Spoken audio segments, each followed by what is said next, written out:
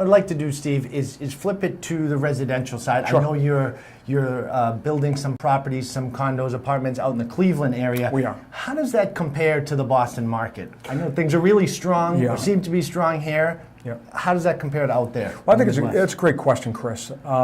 For us, and it's somewhat difficult to answer, but what I've found is that local developers, we've been developing properties since 1965. I'm a second generation. My dad, unfortunately, is no longer around, but he started the company some 50, 60 years ago.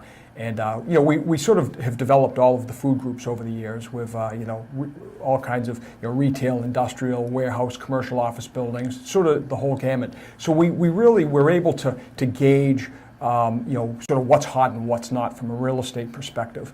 And what we've found is that there's an awful lot of institutional capital, both foreign and domestic, in well-known great cities like Boston. Okay, people want to come here from abroad. They want to study here. Fortunately, I'm proud to say I've been all over this country. I've been to all 50 states. I'm proud to say that. I think we're one of the greatest country in the world. Although there are plenty of other great countries. I don't want to sound xenophobic, but I do love the United States. And fortunately, I'm able to see a lot of the the great cities in America. And I'm proud to say that I think Boston happens to be among the top 5. Quite frankly, I think it's number 1, but it's also the place where everybody wants to put their capital. So because of that, we have a lot of outside investment, which pushes traditional developers like ourselves to other markets where maybe foreign capital or institutional capital might not be as prevalent. Yeah. Okay, so we're able to find opportunities that, from an acquisition standpoint, the numbers are more rational, at least for us, okay? So we find the Cleveland market and some of these tertiary markets, Cleveland, I think, is a perfect example. It's going through what I consider to be a renaissance. If for those who haven't looked into the Cleveland market in recent years, I think it's been sort of plagued by an old reputation that, quite frankly, isn't justified. You go out there, and as I just mentioned, I think it's going through its own renaissance, and I think there's a lot of literature out there to support that. In particular, the Cleveland Clinic, okay? Massive hospital network, one of the great cancer and heart institutes in the entire world.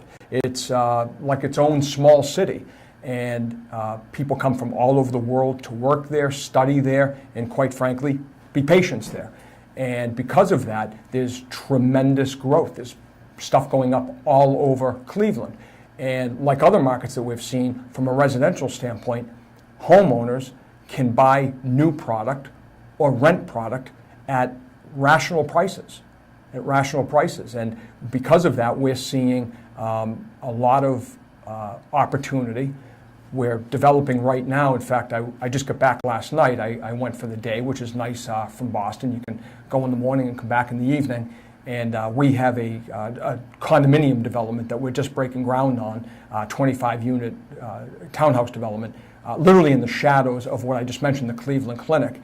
And it's a robust market, and we're experiencing a lot of success there. Well, coming from the Boston market and the finance side, where I'm dealing with buyers on a daily basis who are getting outbid, and there's bidding wars and low inventory, don't everybody go running to Cleveland. It sounds like there's a lot of opportunity out there. There is. For sure.